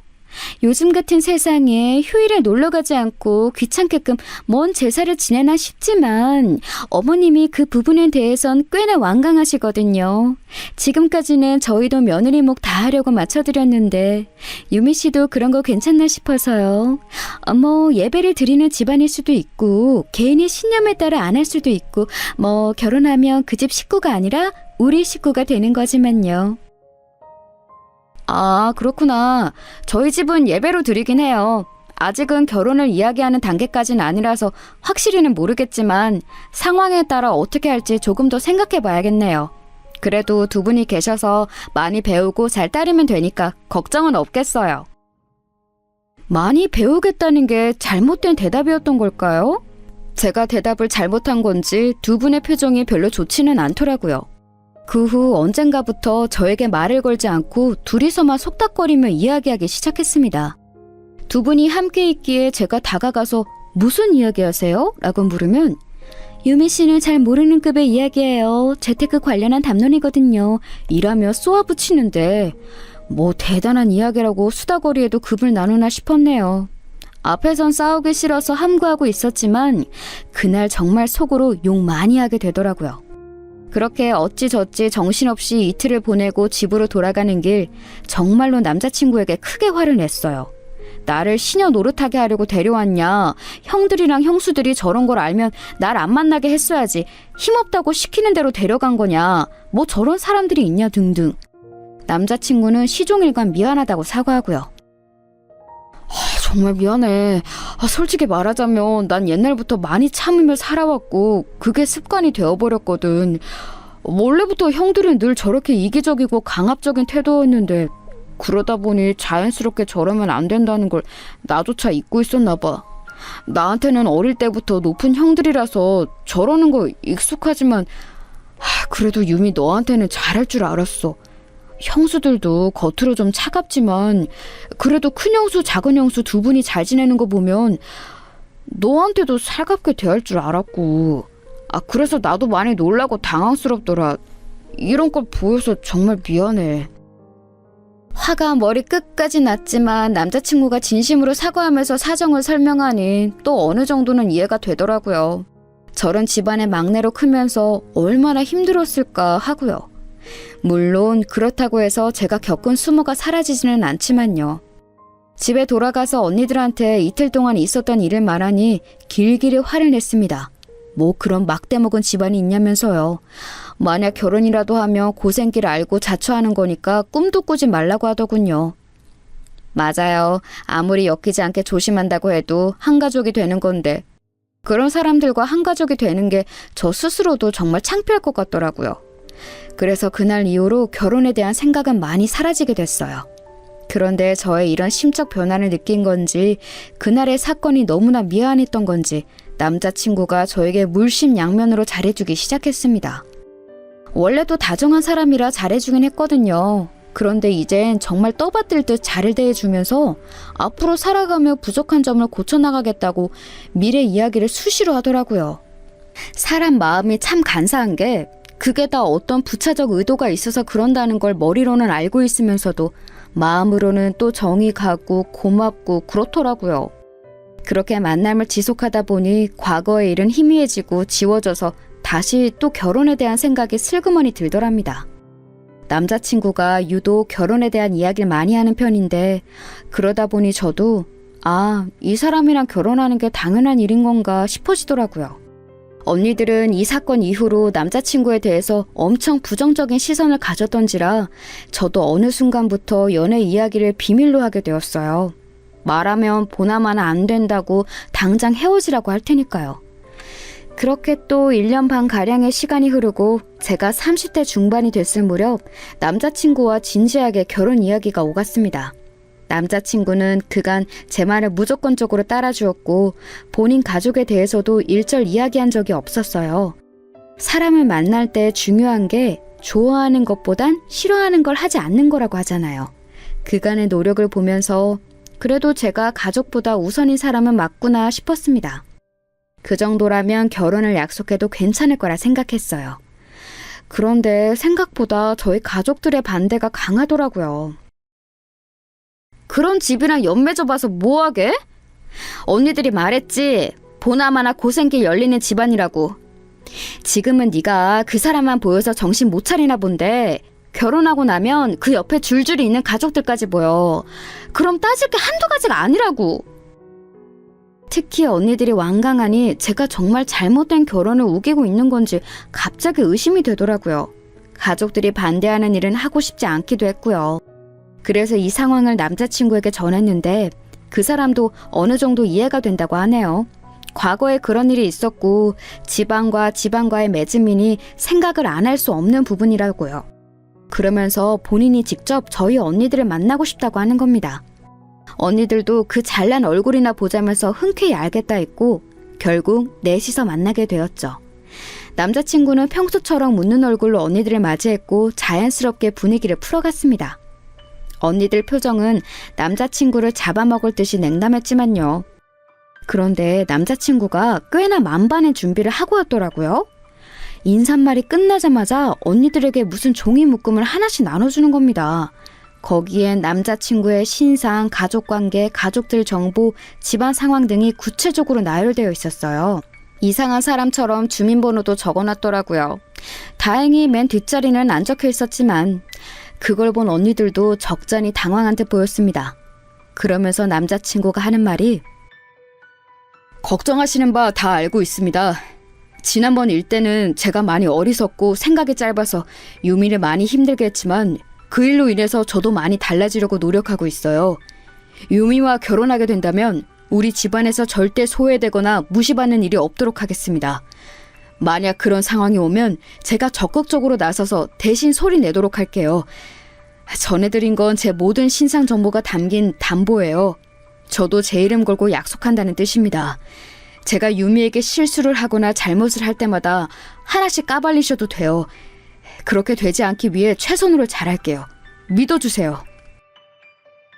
만나서 인사할 때까지만 해도 웃는 얼굴로 일관하던 남자친구가 본론을 이야기할 때는 웃음기를 싹 거두고 그 어느 때보다 진지하게 말을 이어갔습니다. 결혼하기까지 한 그 모습에 저도 많이 놀랍더라고요. 언니들은 얼마나 진심인 건지, 형들이 어디까지 간섭하는 편인 건지, 형수들은 얼마나 자주 만나는지 등등 신상 종이에 적히지 않은 것들에 대해서 이것저것 물어보았어요. 그때마다 남자친구는 솔직하게 그렇지만 걱정하지 않아도 되는 이유를 덧붙여 대답했습니다. 그 모습에 언니들도 어느 정도 수긍하게 된 것 같고요. 집에 돌아오면서 언니들은 결국 결혼을 허락해 주었어요.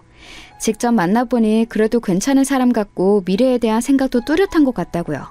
다만 시댁 문제는 남자친구의 의지대로 움직일 수 없는 문제기에 여전히 걱정된다고도 했죠. 저도 물론 그렇지만 어쨌든 남자친구를 믿어보고 나아가 보기로 했습니다. 상견례를 하기로 한 날이었어요. 결혼한 분들은 아시죠? 상견례 날 얼마나 떨리고 긴장되는지. 양가 선물도 신경 써서 준비하고 음식점도 지역 내에서 가장 괜찮다고 소문난 곳으로 예약해서 준비했죠. 그런데 그날 그 자리는 분명 그쪽 부모님과 우리 쪽 부모님만 모시고 6명이서 소박하게 진행하기로 했었거든요.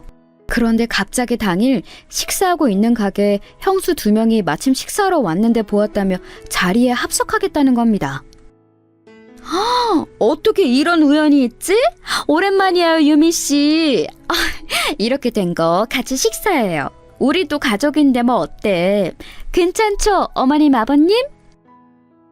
아니, 서울 시내에 음식점이 거기만 있는 것도 아닌데 어떻게 거기서 그렇게 마주치나요? 게다가 형수 2명 모두 다요. 심지어 우리 부모님한테는 양해도 구하지 않고 냅다 앉으려는 게 기분이 영 안 좋더라고요. 뭔가 의심스러웠지만 하도 반가운 척하기에 어쩔 수 없이 그냥 저도 웃으며 맞이했습니다. 예비 시부모님도 당황하신 듯 했지만 달려드는 2사람을 막아낼 힘은 없어 보이셨죠. 전 만약 헛소리하며 당장 나가라고 해야겠다고 속으로 다짐하고 있었습니다. 그렇게 진상 형수들이 자리에 앉으려는데 남자친구가 굳은 표정으로 앞을 막으며 나섰습니다. 오늘은 상견례 자리예요. 형수님, 양가 부모님과 함께 식사하는 자리니 형수님들과는 다음번에 자리를 마련할게요. 딱 잘라서 거절하는데 제가 알던 사람이 아닌 줄 알았네요. 그렇게 단호히 말하니 그 드세던 형수들도 아무 말 못하더라고요. 그래도 전에 했던 말이 거짓은 아니었다는 걸 확인하게 돼서 내심 뿌듯했습니다. 형수들은 알겠다며 그렇게 돌아갔어요. 저희 부모님도 익히 형수들에 대한 이야기를 저를 통해 들었었기 때문에 넌지시 그쪽 부모님에게 물었어요. 원래 저렇게 다들 가까운 사이시냐고요. 그랬더니 어머님이 말씀하시길 원래는 전혀 그렇지 않았다며 결혼 초반에는 큰형수, 작은형수 둘이 만날 때마다 지지고 볶고 싸웠대요.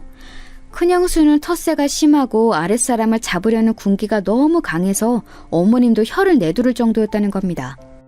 거기서 어머님이 말씀해 주셔서 처음 알게 된 게 사실 큰형수는 잘 사는 집안이 아니라는 거예요. 어렸을 때부터 힘들게 자랐고 밑으로 동생이 줄줄이 있어서 첫째 노릇 하다 보니 지금까지도 저렇게 윗사람처럼 구는 것 같다고 하시더라고요. 그 말에 엄청 놀랐어요. 누가 봐도 태생이 금수저인 척하면서 온갖 귀티 부티는 다 냈었는데 그런 비밀이 있으니까 남편도 어느 정도는 알고 있던 눈치긴 하더라고요. 갤러리는 무슨 돈으로 했을까 싶었지만 그래도 지금 잘 꾸미고 다니니 벌이가 꽤나 안정적인 거겠죠. 큰형수가 그렇게 길을 누르려고 하면 둘째 형수는 고분고분하게 듣지 않고 일일이 말대꾸를 했다고 해요. 툭하면 대들고 모임 있는 날에는 일부러 늦고 핀잔 주면 기분 나쁘다며 일어서 버리고요.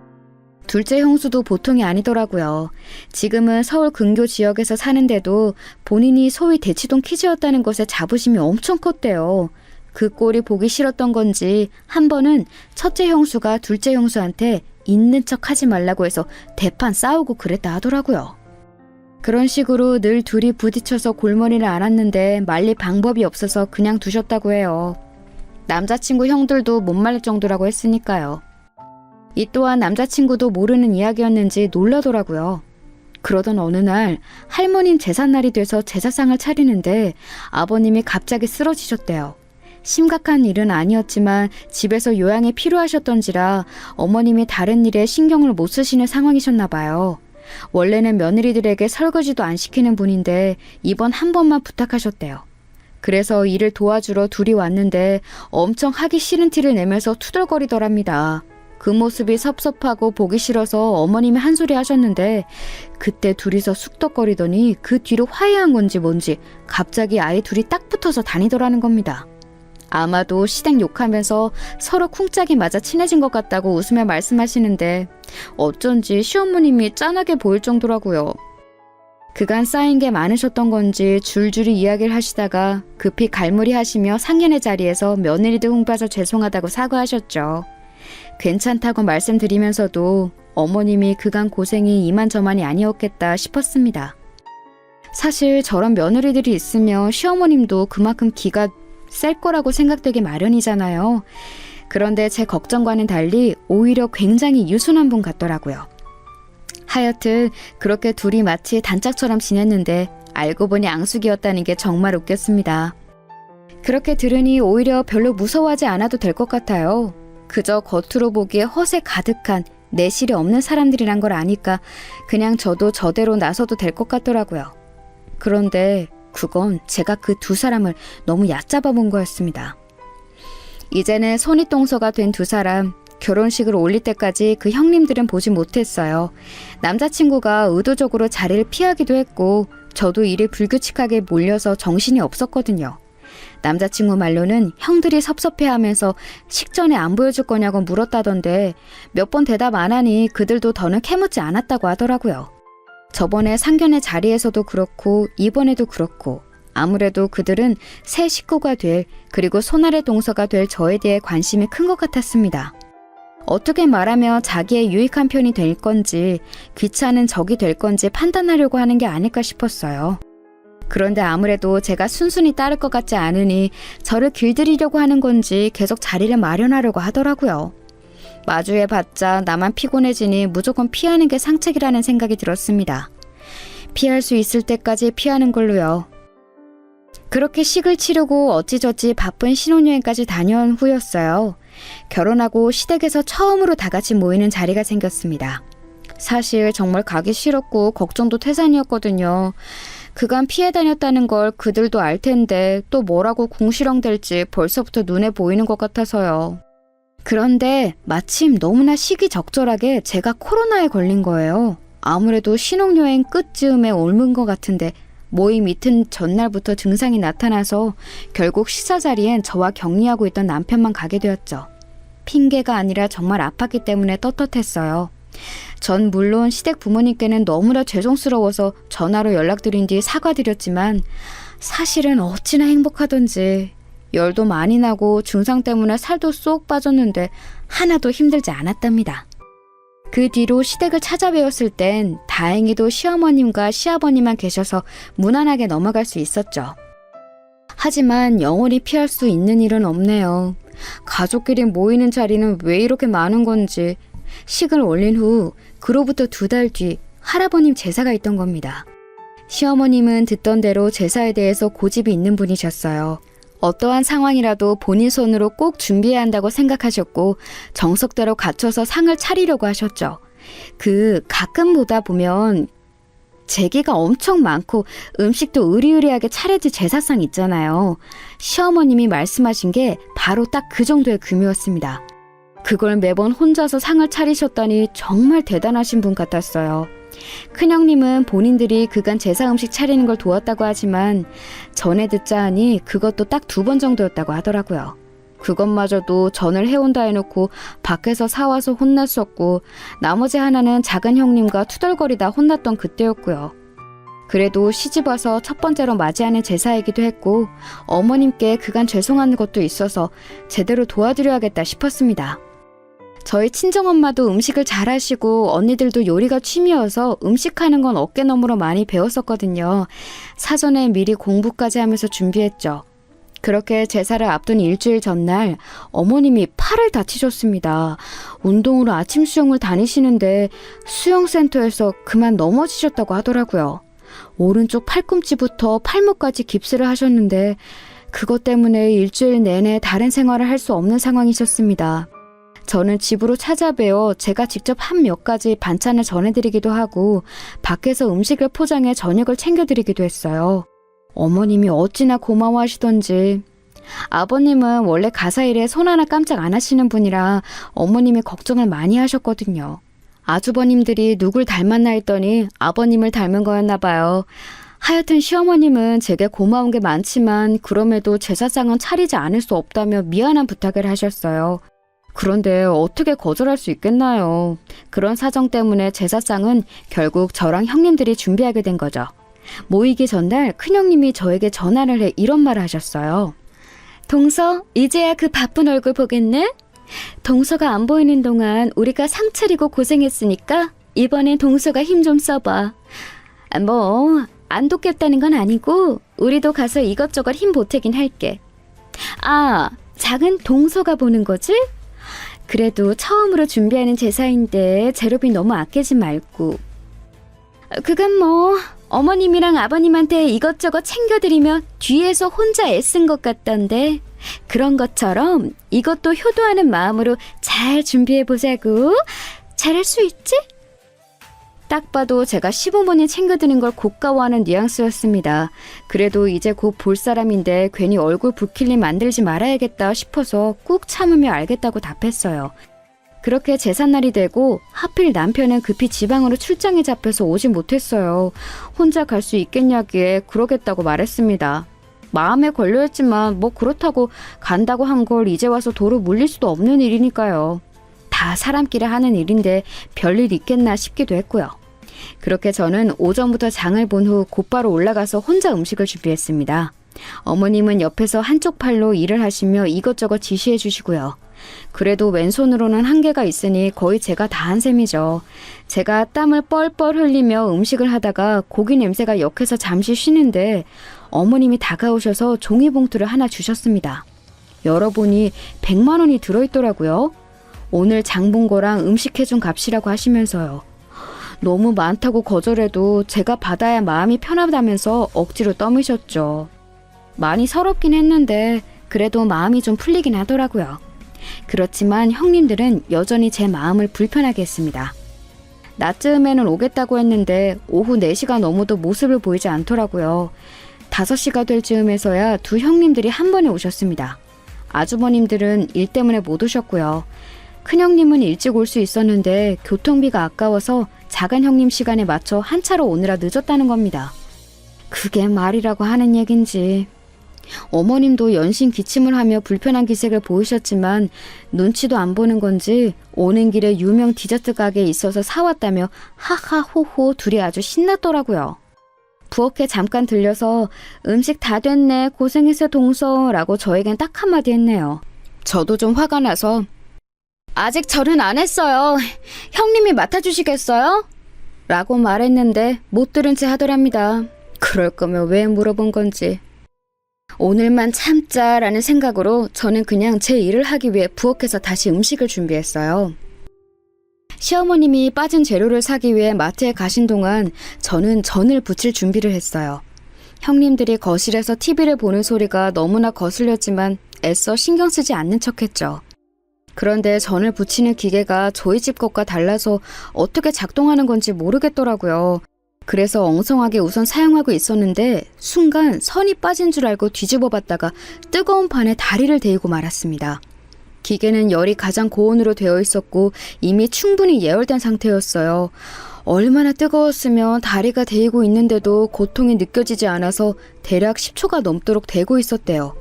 뒤늦게야 저는 뜨거운 기름과 판에 다리가 크게 데었다는 걸 알았습니다.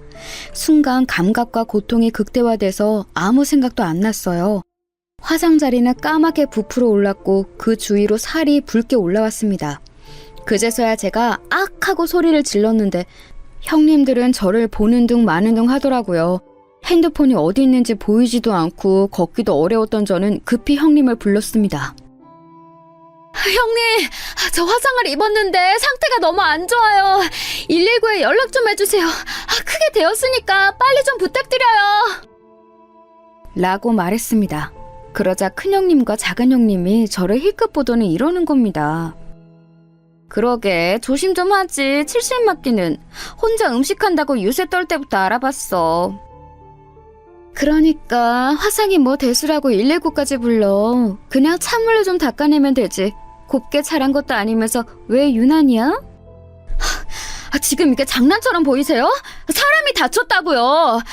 지금 걷기가 힘드니까 신고만이라도 해주세요. 빨리 부탁드릴게요. 알았어, 알았다고. 여기 먹던 커피는 다 먹고 119 불러줄게. 기다려. 사람이 다쳤다는데 어떻게 이럴 수 있나요? 결국 저는 핸드폰을 찾기 위해 상을 짚고 일어나 방으로 기다시피 해서 갔습니다. 그런데 방에도 핸드폰이 안 보이는 거예요. 보니까 어머님이 마트에 가실 때 아무래도 제 폰을 착각해서 가져가신 것 같더라고요. 어머님 폰을 발견했지만 배터리가 없는지 꺼져 있었고요. 급한 대로 앞에 보이는 형님의 핸드폰을 잡았는데 그마저도 뺏어가더라고요. 그러면서 말하길 어머 지금 누굴 걸 함부로 만지는 거야? 못 배워 먹어도 한참 못 배웠네. 동서 아까 형님 말씀 못 들었어? 이것만 다 마시고 전화해준다 했잖아. 동서가 참아. 아주 큰 병선 앞신 것 같으니까. 그러게 우리한테 잘 좀 하지. 어머님 말고 우리한테 잘 보이려고 했으면 이런 험한 꼴까진 안 보잖아. 가족끼리 피하고 무시하고 그러면 못 써. 막내 동서 우리가 얼마나 잘해주려고 했는데 그 속내도 모르고. 그제서야 큰형님은 폰을 들어 신고를 했습니다. 제가 다치고 나서 15분가량이 흐른 뒤였죠. 저는 다시 화장실로 가서 찬물을 약하게 틀어 상처 부위에 댔습니다. 맨달이어서 화상의 정도가 심했고 분명 흉터가 크게 남을 정도로 컸죠. 하필 퇴근 시간과 겹쳐서 119가 늦게 도착했습니다. 저는 들것에 들려서 병원으로 향했습니다. 3도 화상이었고 보통 기름에는 2도 화상 정도 입는데 저는 훨씬 더 심각한 정도라고 했습니다. 피부 이식 수술까지 받아야 했고 제대로 치료하지 않으면 심한 후유증이 남을 거라고 했어요. 한시라도 빨리 응급처치를 해야 하는데 시간이 어느 정도 지난 것도 문제였죠. 너무나 절망적이었습니다. 하필 다리에 평생 남을 흉터가 생길 거라니. 고통도 고통이었지만 당시 형님들의 태도 때문에 우라가 치밀어 올랐어요. 인간이 어떻게 그럴 수 있나요? 그날 그때를 생각하면 도저히 잠이 오지 않을 정도였습니다. 저는 남편과 시어머님에게 이 사실을 알리면서 형님들은 인간도 아니고 다신 상종하지 않겠다고 말했습니다. 어머님도 형님들의 행동에 단단히 화가 나서 크게 혼내셨다고 했어요. 하지만 그건 저에게 별로 중요치 않았어요. 분명 그 인간들은 한귀로 흘렸을 테고 제가 다친 것에 기뻐하고 있었을 테니까요. 그걸 상상하며 정말 제대로 앉아있기 힘들 정도였습니다. 당장이라도 가서 쌍욕을 하고 흠신 두들겨 패고 싶은 심정이었거든요. 그 인간들 저에게 사과 한마디도 없었습니다. 아주버님들이 남편을 통해 전화해서 괜찮냐고 묻는 정도였죠. 결국 전 스트레스가 극에 달했는지 저는 매일 밤 악몽을 꾸었고 늘 꿈에서 누군가와 싸우는 꿈을 꾸며 계속 소리를 질렀어요. 아마도 형님들이었겠지만요. 그렇게 자주 깨어 남편을 붙잡고 얼마나 울었는지 모릅니다. 매일 두 동서를 저주했어요. 똑같이 당했으면 좋겠다고 엉엉 울면서 말했습니다. 남편은 제 말을 묵묵히 들어주고 안아주었죠. 그렇게 지옥 같은 2주가 지나고 다리 치료 때문에 병가를 내고서 집에서 쉬고 있는데 갑자기 집으로 형님들이 들이닥쳤습니다. 초인종을 마구 누르면서 당장 나오라 하더라고요. 저 사람들이 이제 대놓고 뻔뻔하게 나오기로 한 건지 아님 단체로 정신이 나간 건지 영문은 알 수 없었습니다. 그때 남편에게서 전화가 왔어요. 형수들이 찾아갔을 텐데 절대 문 열어주지 말라고요. 본인이 곧 도착하니까 조금만 참으라 하더라고요. 저는 알겠다고 하고 그냥 방 안에 있었습니다. 잠시 후 현관 앞에서 싸우는 소리가 들렸고 남편이 들어왔습니다. 곧이어 형수들도 들어왔죠. 어떻게 사방님이 그럴 수가 있어요? 하고 나서 그렇게 깽판 부려놓으면 내가 모를 줄 알았어요? 깡패야 뭐야 대체 너? 아니 나 신고한 것도 성우 씨죠? 이제 보니 우리 둘한테 작정하고 덤빈 거네. 나 이대로는 절대 못 넘어가요. 사람 잘못 건드렸어. 둘 다 안 계실 때 한 일이라 설명을 못 드린 것 같은데 그럼 이제 설득해 드릴게요. 첫 번째 큰형수. 형수 학원 차릴 때 큰형이 자금 부족하대서 제가 자금 대뒀죠? 그거 차용증도 있는데 기한 한참 지날 때까지 돈 안 갚았죠 저한테? 미술 학원 차려놓고 갤러리 하는 척하면서 꼴값 떠는 거 다 봐줬더니 가족한테 사기를 치려고 해요? 신고하세요. 나도 맞고소하고 그쪽이 무슨 짓 했는지 나도 동네반도 다 떠들 테니까. 큰형님이 한다던 갤러리는 사실 미술학원이었고 심지어 그게 남편이 자금을 대줘서 차릴 수 있었던 겁니다. 남편은 여태껏 그걸 눈 감아주고 있었던 거예요. 그런데 이번에 학원에 가서 원장 나오라고 일부러 크게 소란을 피웠고 일부러 큰형님에 대한 나쁜 소문을 낸 겁니다. 이 사실을 작은 형님도 몰랐던 건지 커다래진 눈으로 큰형님에게 묻더군요. 갤러리는 거짓말이었냐고요. 큰형님이 대답을 제대로 하지 못하고 어물쩡대자 남편이 말을 이어갔습니다. 그리고 작은 형수, 그 보조제 허위 과정 광고인 거 아시죠? 성분 속여서 판 거잖아요. 작은 형은 모르고 있던데 그대로 두면 우리 형까지 점점 더 날아갈까봐 제가 신고했어요. 사람들이 모르면 안 될 것 같아서 제가 인터넷에 글을 올렸고요. 이거로 형이랑 연 끊겨도 상관없어요. 전 오히려 제가 구해준 거라고 생각하니까. 그래도 형수 머리 나쁜 거 티내지 말고 떳떳하게 살자고요. 그놈의 대치동 그만 좀 대고 지금 본인이 어디 살고 있는지 어떻게 살고 있는지 현실 좀 직시하고요. 형수 두 분 다 제 와이프가 도움이 필요할 때 인간성을 버리고 무시했지만 저는 두 분을 구제해드린 거예요. 인간 쓰레기로 더는 살지 않게. 남편 말이 끝나자마자 형님들은 남편에게 달려들어 구타하고 옷을 찢고 난리도 아니었습니다. 저도 곁에서 말리면서 거의 아수라장이 되었죠. 그런데 남편은 이런 걸 알고 있었는지 미리 경찰에 신고를 해두었더라고요. 때마침 경찰이 들어왔고 남편은 두 형님을 폭행죄로 고소했습니다. 남편은 제가 그 일을 당한 뒤 혼자서 복수를 준비했고 이렇게 큰일을 벌렸어요. 절대 그런 사람이 아닌데 제가 힘들어하는 모습을 보니 도저히 참을 수가 없다고 했습니다. 어떻게든 두 사람이 망하는 걸 저에게 보여주고 싶었다고 하더라고요. 물론 대가는 있었습니다. 두 형과 연이 끊겼고 시댁의 분위기는 그야말로 풍비박산이 돼버린 거예요. 하지만 남편은 후회하지 않는다고 했습니다. 전으로 돌아가도 똑같이 했을 거라면서요. 자신이 여태껏 형들의 폭언과 형수들의 만행을 참아온 건 가족이어서 그런 거였지만 이제 자신의 사람을 건드렸으니 더는 참지 않는다고 말하더군요. 결혼 전 남편이 약속한 말이 진심이었다는 걸 또 한 번 알 수 있었죠. 그런 남편이 고맙기도 하고 한편으론 제정신이 아닌 것 같아서 웃음이 나기도 했네요. 지금 저희는 이사를 했고 시부모님과 간간히 전화를 주고받는 정도로 연락을 이어가고 있습니다. 폭행죄에 대해서 남편은 절대 합의해주지 않고 있는 상황이에요. 무릎 꿇고 사과라도 하고 싶다며 형님들이 연락을 해왔는데 늘 그들이 그래왔듯 못 들은 채 하고 있는 중이죠. 최대한 끝까지 가보려고 합니다. 제 안의 응어리가 완전히 사라질 정도로요. 그래도 이제 밤에 잠은 잘 자게 돼서 그나마 다행인 것 같아요. 치료하면서 남편과 서로 마음을 위로하고 치유하면서 다시 또 열심히 살아가려고 합니다. 그 두 사람의 결말이 최악이길 기도해 주세요. 지금까지 제 이야기를 들어주신 여러분, 감사합니다.